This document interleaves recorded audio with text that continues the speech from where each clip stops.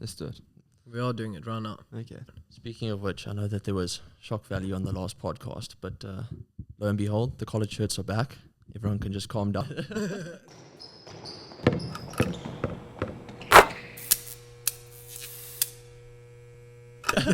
But please give it to us. I want to really hear some of your wisdom on branding. Branding.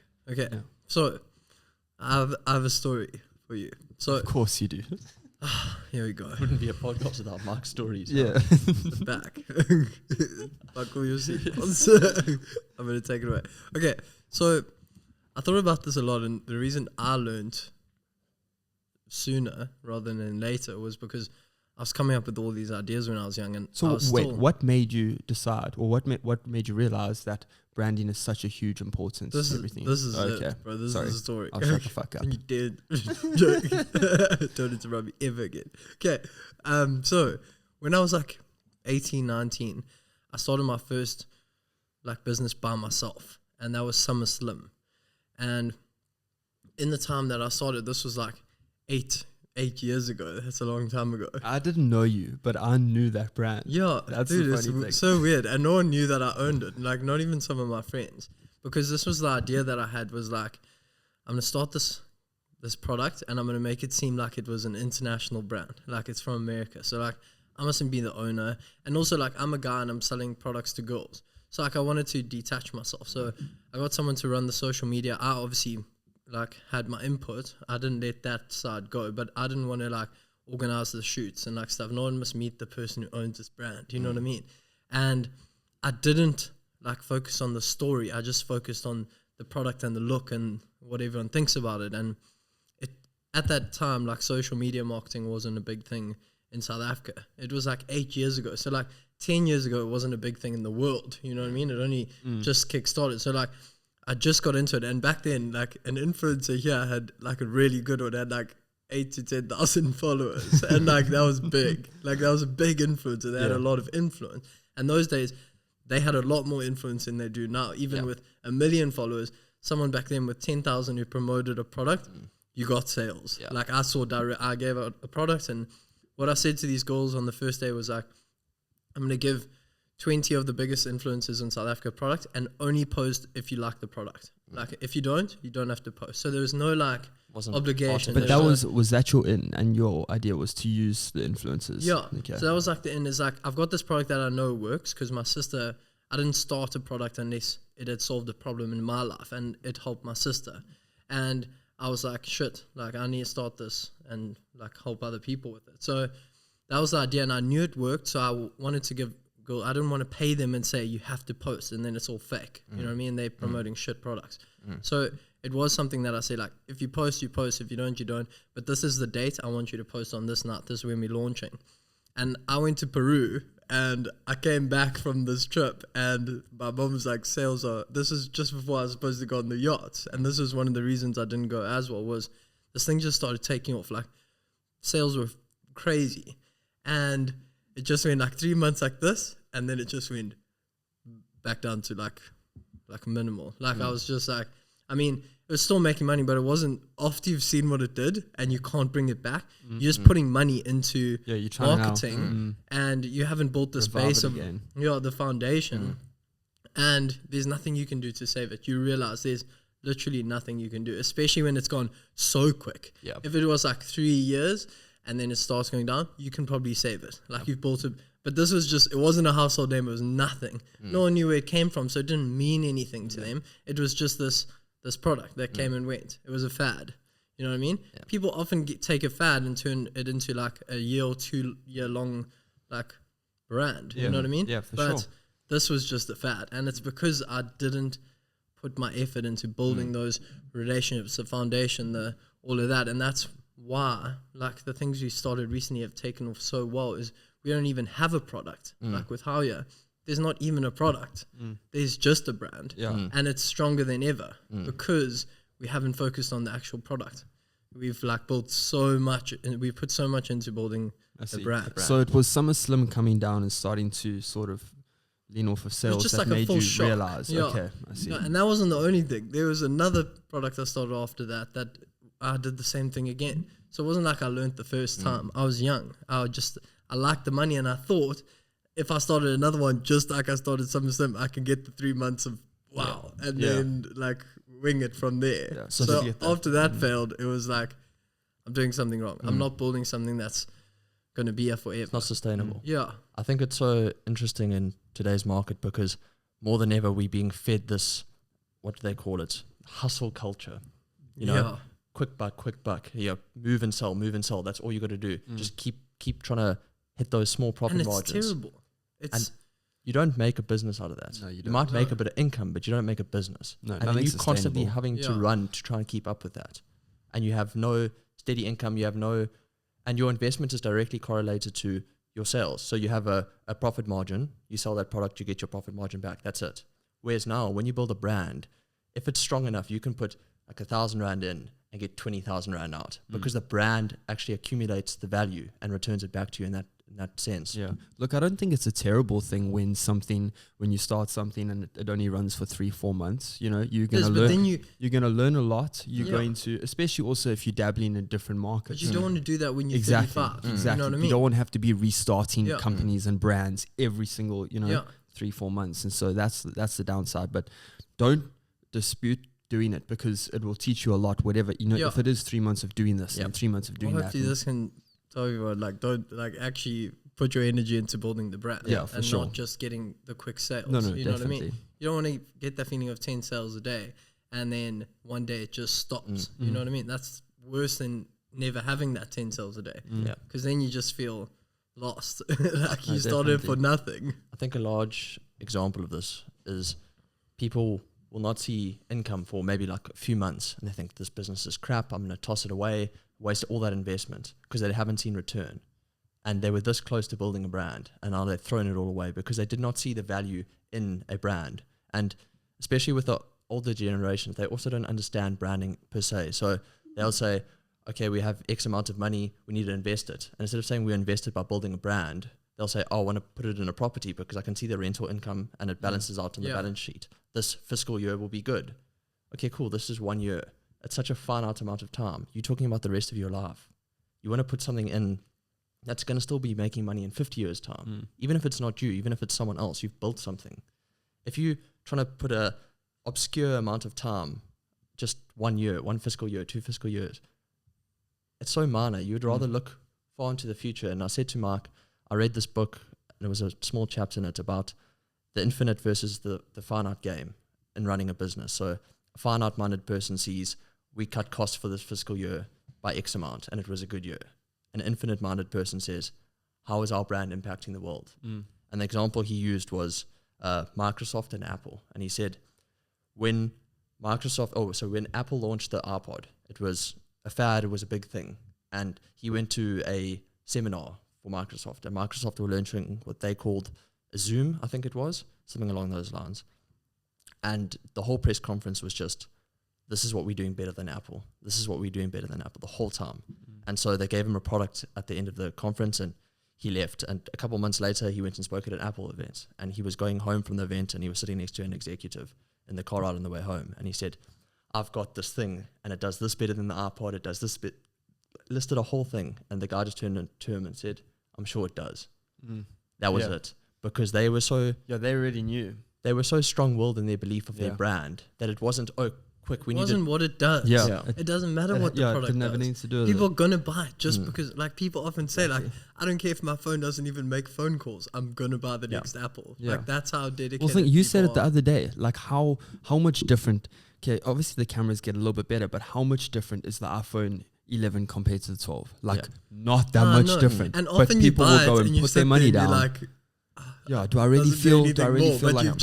you're 10 grand down, like up and above. But that's just again a strong brand. That's why they Everyone know will people will look buy. at it and say, why do the people buy the next iPhone? Why do they do this? And they can't comprehend, but they haven't seen all the years before of people, and initially it would have been Steve Jobs, turning down making a quick buck, saying, oh, I could make this product really quickly, make good profits on it, but tarnish his brand name. He was so steadfast saying, this is what I'm going to do. I'll miss out on that opportunity. I'll miss out on that opportunity. And now he's built a brand so strong, not that he's with us anymore, but the brand itself, they can launch any product and it will be a success no matter what, because he saw so far into the future and saw the power of the brand rather than the power of the product. So he could say no to things the whole way through, even though he was missing out market share here, market share there. Because when he knew when he did launch that product, it was going to be the biggest thing. But that is often, so I don't know, like we have been talking about it a lot, but I don't know if it's the culture changing or if it's just the people we've surrounded ourselves with. And I think Could be a bit of both. I think it might be a bit of both. But like when I started, everyone was trying to like pull you down. Like they were saying like, oh no, you just got lucky with this, or you just got lucky with this. It's probably because you were one of the first ones to try start something. And that's just, if people aren't following, like they're going to have something to say about it, bro. Yeah, but like South Africa especially, like you want to start a page for this, or you want to start this, like people judge you hard until you do something like great. You know what I mean? They really do here. And like overseas, it's not the same. Like you want to start a podcast, you start a podcast. Everyone's there and they're listening. You know what I mean? They want to hear what you're saying. And like we've found, I mean, starting Hoya, we've built everything on we want to give more than what we receive, so that it builds that brand and builds that relationship, and a relationship that like knows who you are, like the actual people, and knows what you stand for is a lot stronger than any money can buy.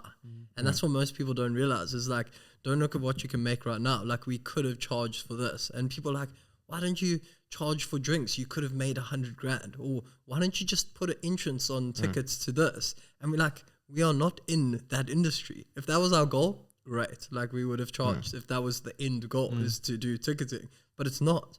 We don't want to make money off of something that isn't our brand. You know what I mean? And people will see that and they will latch onto that idea that we want to give more than we can. And that eventually turns into a really flippin' stable business. You know what I mean? Yeah, you said that to me, and I think that's maybe like tip number one is never ever deviate from who your brand is and what it stands for. Never deviate, you know. Know what you say and know what you stand for. Exactly. Like if you know you stand for this and you wouldn't say something like that, then as soon as you've built a following saying certain things, as soon as we've built a following saying that we are an app that is about the people and giving them everything possible that we can, then we go say something that charges their money for something that was never part of that business model, right? They're going to be like, it often happens, like you get a free app and then suddenly they're like, no, now you have to pay just to do what you're already doing for free.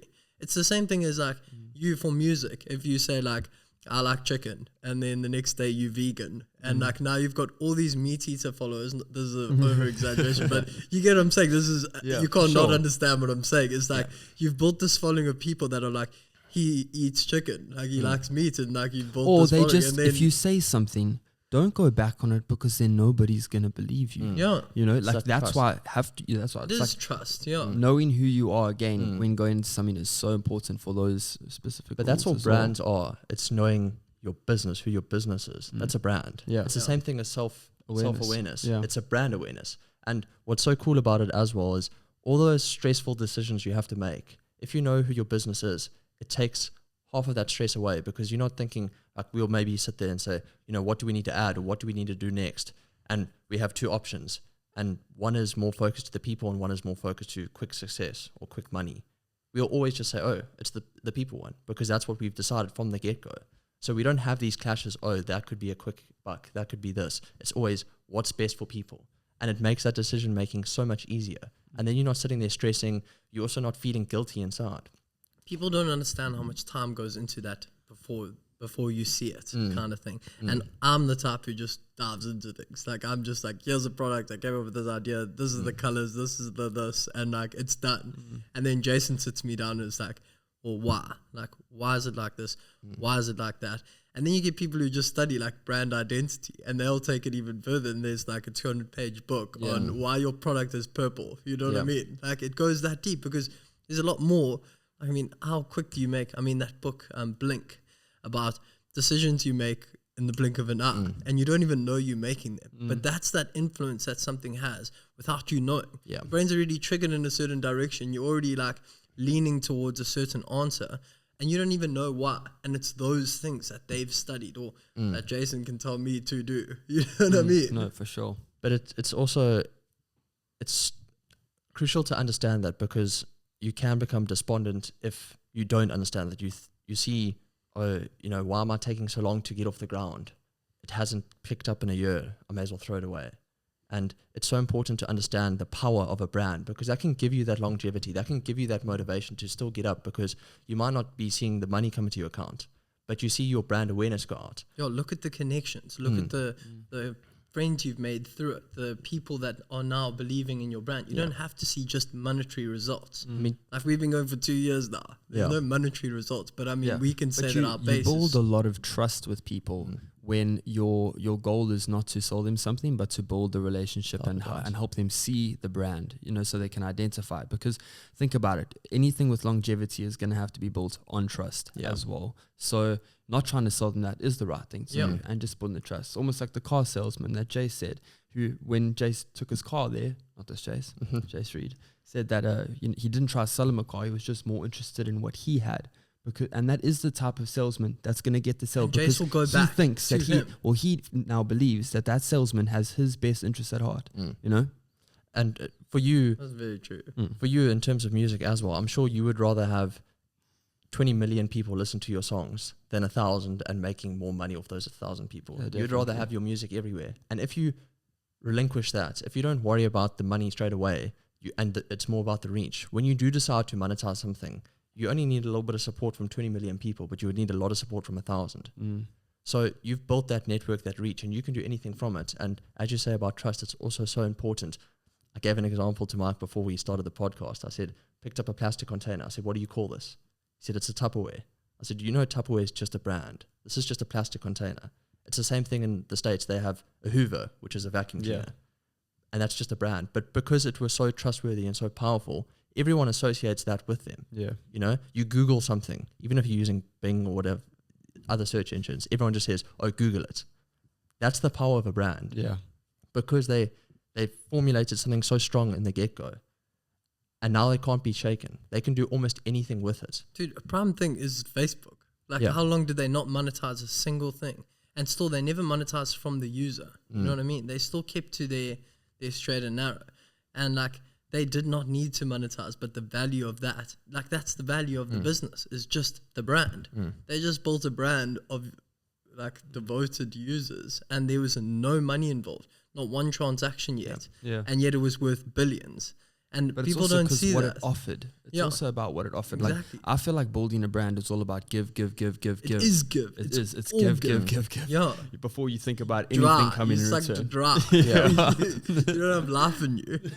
And then you get it back. And that's what it is. And you don't have to put a time on it. It's when you know people are devoted. And if you even can convince 10 people that this is the brand, you know it's going to be a success. Like, if 10 people can, that means 100 can. That means 1,000 can. You just have to, if you can't get one, I mean, if it's your mom, then that doesn't count. But like, if you can't get one random person to believe in your brand, then that's not a brand. Like, if you really can't, you've tried your hardest. But if you can, that's already it. Like, you've passed the tipping point already. And I think the thing about a brand, if you could even condense it into something more concrete, is having patience for something that's worthwhile in the long run. And I think being young people, something that comes out of that is knowledge versus money. We're young enough that we can survive off a bare amount, but knowledge is so important now. Knowledge is something that we can't put any monetary value on. If you can get knowledge now, it's going to help you tenfold in the long run. You know, if you learn a lesson today, 10 years time, that lesson's going to pay off compounded over all those years. If you only learn it in 10 years time, you've wasted all of that. But if you get 5,000 Rand today and you spend it, it's not going to be there in 10 years time unless you're really good with investment. But that's beside the point. But it's not chasing the quick fix. It's knowing what's valuable in the long run. And I read something the other day that was also interesting related to this. It said, when you act in your best interest, you always say, oh, that person's acting in their best interest for themselves. And that's usually going out partying or enjoying life in the now. But they say, but what is your? Because you today, there's also you in 10 years' time. There's also you in 2 weeks' time. It's still you. So are you really acting in your best interest? Because going out today with your friends is your current best interest, but it's not 2 weeks' time from you's best, or even tomorrow morning when you flipping hungover. Not his best interest. This comes down to that, the book you just recommended to me, which is Jordan Peterson's 12 Rules for Life.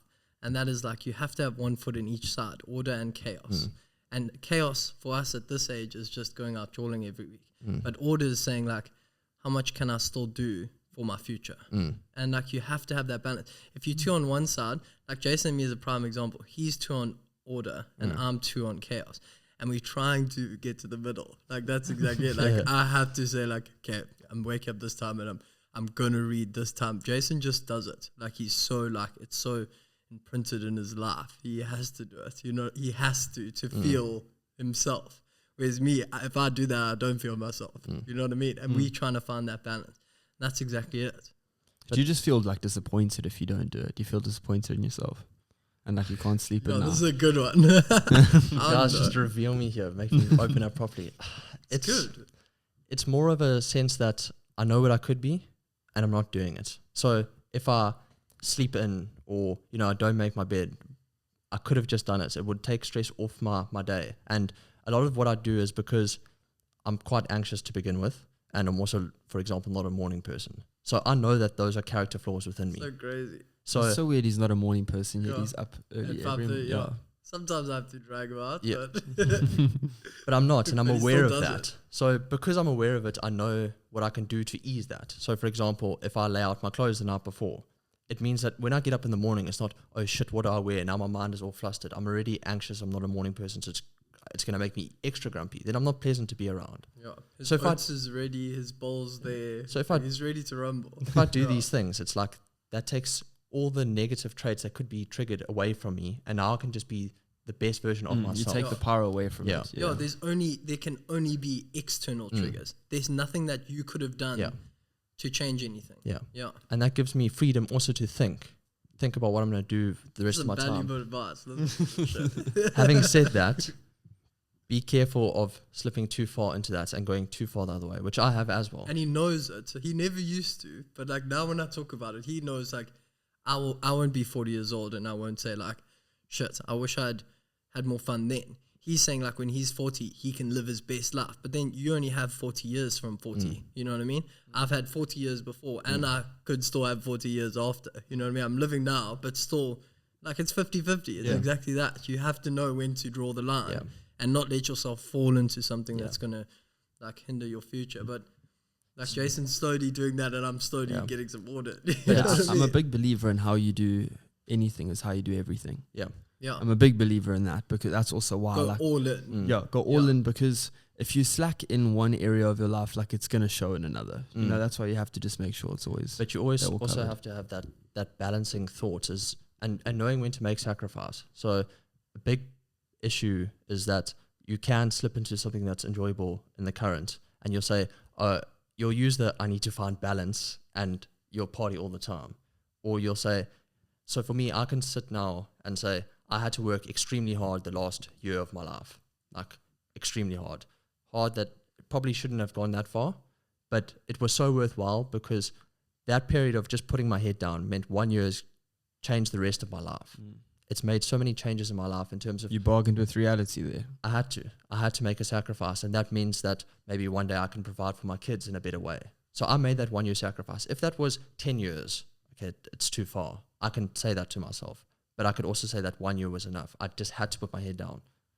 And it's finding that balance and knowing when to pull back. So I got through that really terrible period of work. Because you're still human at the end of the day. You are not built to just sit down and work yourself till you dust it. He's built like it. Yeah, I know it. But his mind is telling him, I think also because of everything that you have absorbed in your lifetime and because he watches Jordan Peterson and people like that. If he was just puts himself on the edge. You know, you put yourself in that position. You know, it's kind of self-implicated. But if you didn't have like so much of a soul... Like I rate if it was more mind dominant, you would let yourself slip and just be at a computer. And you are too self-aware. It's very. I think you're too self-aware. Like normal people, you go to them and you're like, hey, like, and you have to like muster up the courage to like do it. And you're like, hey, like, this really, like, you're stepping on these people's toes about this, and this. The next day, the next week, the next month, the next year, he will never do that ever again. Like he takes exactly the notes and he's like, that affects people negatively and that trait will be gone. Whereas me, I forget all the time. Like it's just like it bothers them, but like whatever, you know what I mean? It's done. Like it's literally, he will never do that ever again. It's crazy. I try to ask for examples because then you understand Yeah, where put that it in boundary perspective. is. Yeah. But I think what you were saying in terms of how I'm built, it's not always the best thing, but it's the motivation. So I actually chatted with Mark about this the other day. I'm able to motivate through stress, which is not the healthiest thing to do, but I'm able to do it. So I can put myself in stressful situations and come out better than before. A lot of people can't. They need money or something else to motivate them. So if you can get motivated by stress, then you can just control it whenever you want, which is, like I say, I'm not promoting this to anyone. Don't Great do it. power comes Not great healthy. responsibility. Yeah. But that's what's able to motivate me. So that's what gets me up and making my bed. It's that stress, or it's the fear of not being all I could be. It's the fear that I also don't want to be hypocritical. I don't want to tell people, this is how you could improve your life, or tell my kids one day, this is how you could improve your life. If I don't understand why I did it for myself, or if I wasn't doing it for myself, how can I tell my kid to clean his room if I wasn't doing that? And we also had a chat with our housemate the other day it was yesterday in fact, about understanding why you do things. So why? Because he said, he doesn't mind learning a lesson. If he just learns the lesson, he understands the knowledge behind it, but he doesn't have to understand the why. For me, I have to understand exactly why I think that way. I don't know why anything happened unless I know the why.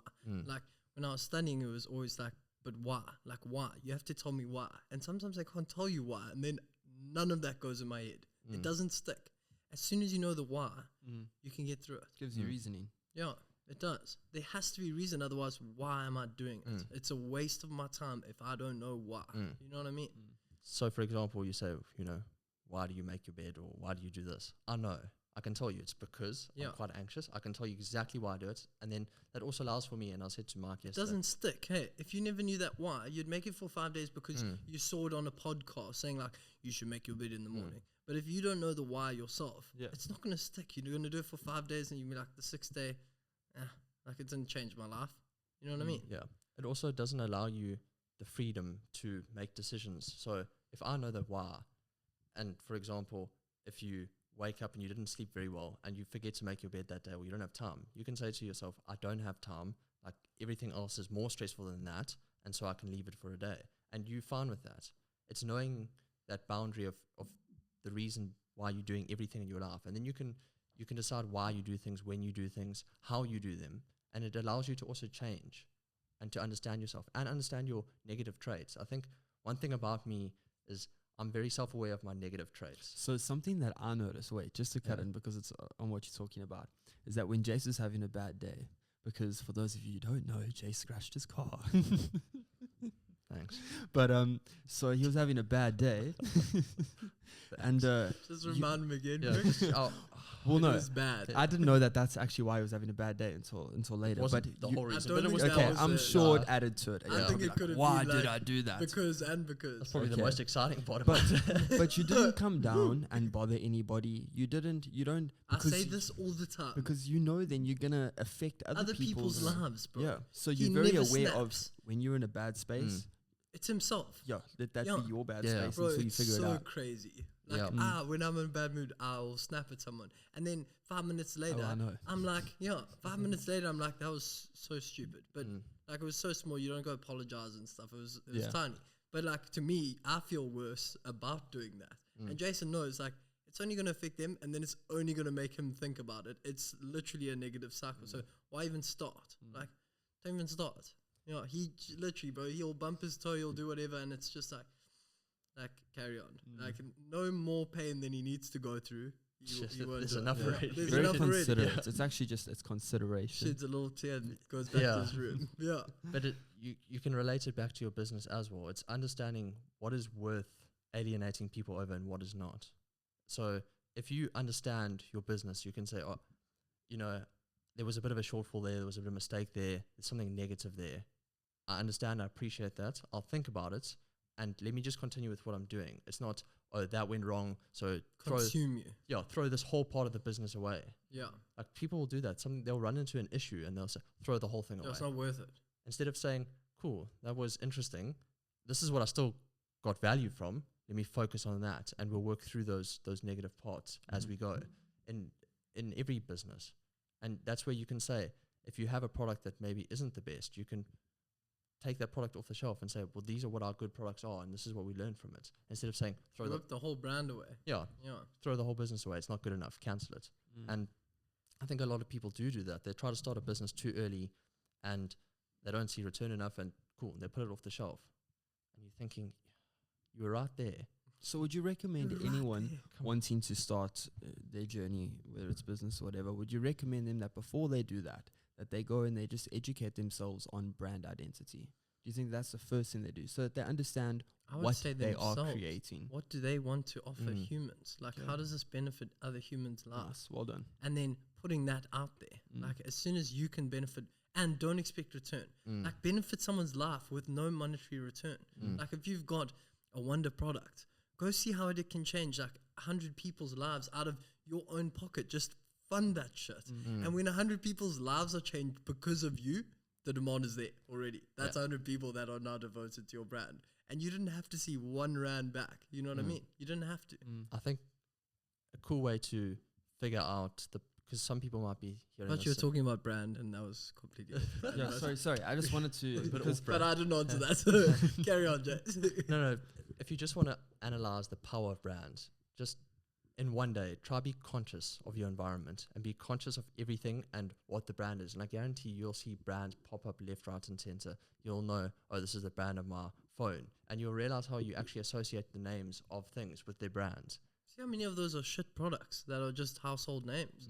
Because a lot of them, there's products that work better, but like you just know that that's the brand you buy. You know what I mean? Sunlight liquids, prime example. It's dishwashing liquid. Everyone calls it Sunlight. Everyone buys it. Yeah. You start noticing those small things and you think, oh shit. That's a brand. See what they did. That's the power. Go study them. Because if, let's for example say someone comes from overseas here and they go into the shops and you say, please grab me some Sunlight.